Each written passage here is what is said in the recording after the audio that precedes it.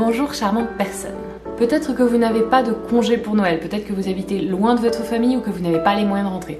Ou bien peut-être que vous avez des relations difficiles avec votre famille. Dans tous les cas, si vous avez cliqué sur cette vidéo, c'est probablement parce que vous allez passer les fêtes de fin d'année et en particulier Noël seul et que vous ne voulez pas déprimer pour autant.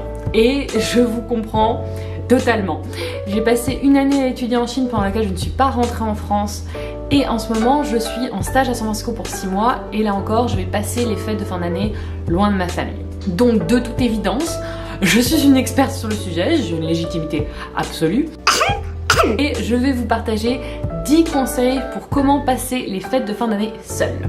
Et on va commencer tout de suite. Mon premier conseil, c'est de ne pas vous enfoncer dans la négativité des autres comme votre négativité.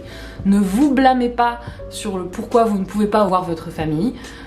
Vous avez pris cette décision ou vous ne l'avez pas prise, vous n'avez pas de choix, c'est comme ça. Et ne vous laissez pas non plus absorber par la négativité des autres. Si jamais il y a des gens qui vous regardent en air apitoyé ou désespérés parce que ça a l'air tellement triste de passer les fêtes de fin d'année seul, ignorez tout ça. Cette période de l'année, même si vous êtes loin de votre famille, ça n'a pas du tout à être un moment pourri, au contraire, vous pouvez en faire quelque chose de génial, il faut juste bien vous organiser. Ce qui m'amène à mon deuxième conseil, essayez de trouver des gens avec qui fêter ces fêtes. Alors vous allez me dire que déjà là, maintenant, quand je publie cette vidéo, c'est un peu tard, désolée. Et ensuite vous allez me dire, mais Clara, justement, si je viens ici, c'est parce que je n'ai personne avec qui les fêter. Mais je suis obligée de préciser, vous pouvez essayer de trouver des gens avec qui faire ces fêtes. Si vous avez envie de les passer avec d'autres gens, n'ayez pas honte de votre situation et simplement mentionnez-le. Mentionnez que vous n'avez rien de prévu, que vous n'avez personne avec qui fêter les fêtes de fin d'année et que vous seriez ravis de trouver des gens pour le faire. Vous pourrez avoir des bonnes surprises, avoir des profs si vous êtes à l'université ou avoir des collègues qui vous inviteront à partager un repas de famille. Plein de gens sont ravis de rajouter un couvert pour leur réveillon Noël et vous pourrez trouver une très grande générosité, surtout à cette période de l'année, de la part des autres personnes.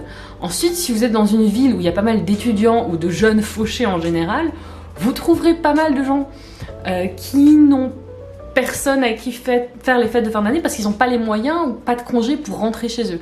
Et dans ce cas-là, vous pouvez être la personne qui organise une réunion, qui organise un dîner, qui organise une petite fête pour rassembler tout le monde.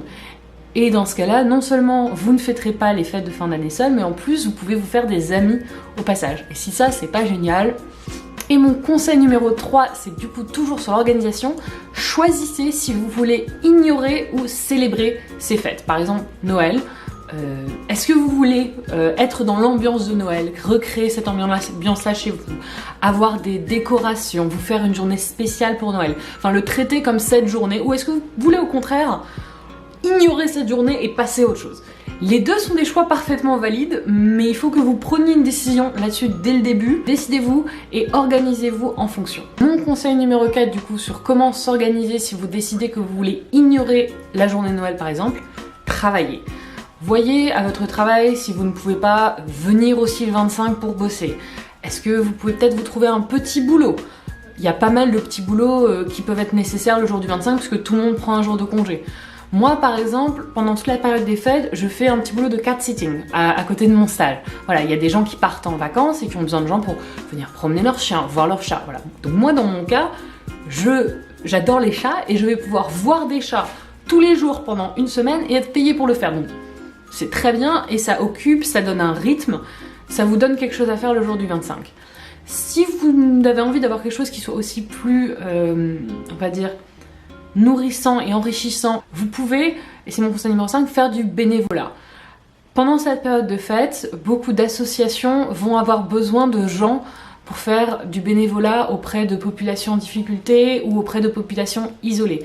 C'est une bonne façon pour vous de vous sentir utile, d'avoir l'impression d'avoir un impact, d'avoir une importance et en même temps d'apporter du bonheur, du réconfort, de la chaleur humaine à des gens. Voyez les refuges pour personnes sans abri, voyez les maisons de retraite, tous ces endroits où il peut y avoir des gens isolés, vous pouvez leur apporter quelque chose et c'est un très bon moment pour le faire. Numéro 6, si vous voulez quand même marquer le coup du fait que ce soit les fêtes, vous pouvez faire de Noël une journée pour vous. Faites-vous une journée je prends soin de mon corps, de mon esprit, de ma personne. Ça peut vouloir dire vous faire un peu un spa, faites-vous couler un bain moussant, faites-vous un soin pour les cheveux ou pour la peau, prenez soin de votre barbe ou de vos poils, prenez soin de vos ongles, tout ce que vous voulez en fait, faites du sport. N'importe quoi qui puisse vous aider à vous sentir bien dans votre corps, vous donner l'impression que vous consacrez du temps à vous-même. Mettez-vous votre musique préférée en fond d'ambiance, allumez des bougies, bref. Faites-vous une journée cocooning et c'est assez génial et vous en sortirez reposé et relaxé. Et si ce n'est pas votre genre, vous avez mon conseil numéro 7 qui est de sortir, de faire de l'exploration dans votre propre ville. D'aller dans un quartier que vous n'avez pas vu. Peut-être il y a un parc que vous aimeriez découvrir sous la neige ou sous le soleil. Il y a des musées, des séances de cinéma spéciales, peut-être un marché de Noël, un spectacle. Peu importe, vous pouvez trouver dans votre ville des activités le jour de Noël. Regardez à l'avance, prévoyez bien, faites-vous un planning et allez dans tous ces endroits où vous n'allez jamais, faites ces activités que vous ne faites jamais. Simplement prévoyez à l'avance dans ce cas-là où est-ce que vous allez manger parce que vous ne voulez pas vous retrouver à tourner en rond pendant 2 heures à chercher un restaurant ouvert et à rester avec l'estomac grommelant et affamé. Voilà, donc regardez juste où est-ce que vous allez manger. Ce qui m'amène à mon conseil numéro 8, faites-vous un beau repas de Noël. Alors ça peut prendre différentes formes selon ce que vous aimez. Peut-être que vous n'aimez pas tellement cuisiner, que vous aimez bien vous faire livrer. Dans ce cas-là, regardez à l'avance qu'est-ce qui sera ouvert et faites-vous livrer vos plats préférés.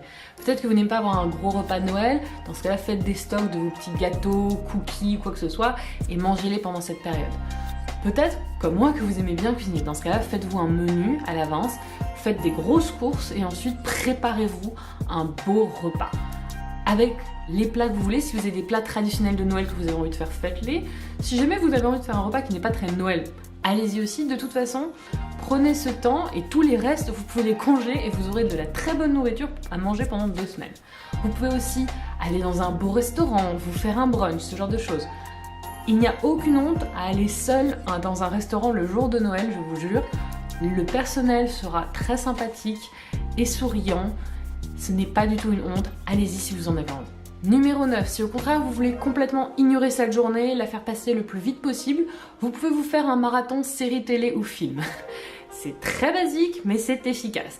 Prenez votre série préférée que vous aviez l'intention de revoir par exemple, vous avez toutes les saisons, allez-y. Ou plongez-vous dans la filmographie d'un réalisateur qui vous intéresse et dont vous aimeriez mieux connaître l'œuvre. Par exemple, faites-vous tous les Kubrick ou peu importe. Voilà, plongez-vous dans le travail d'un artiste, ça vous déconnectera un peu de la réalité et je trouve que c'est quand même un très bon moyen de faire passer une journée en un clin d'œil. Et enfin, très important, mon 10e et dernier conseil, limitez votre usage des réseaux sociaux quelques jours avant et quelques jours après Noël. Évidemment, restez en communication avec vos proches, Messenger, WhatsApp, etc. Mais limitez votre usage de Facebook, Instagram, Snapchat ou quoi que ce soit que vous utilisiez. Vous n'avez pas besoin de voir la 10e photo d'un neveu dans une fête de famille joyeuse et conviviale. Vous n'avez pas besoin de voir la photo de votre meilleur pote en train de faire un Secret Santa avec tous vos amis et vous ne pouvez pas participer. Vous n'avez pas besoin de voir une photo d'un inconnu ou d'une inconnue dans un hôtel superbe avec spa, fêtant un Noël luxueux. Faites-vous un break de tout ça. Ça ne vous servira à rien. La seule exception que je fais à cette règle, c'est pour Reddit.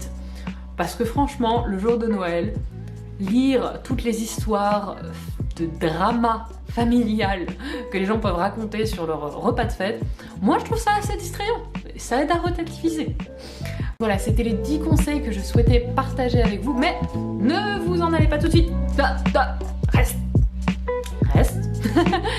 Puisque je veux juste vous dire que la vidéo de la semaine prochaine sera une FAQ, des questions-réponses, une Q&A, tout ça.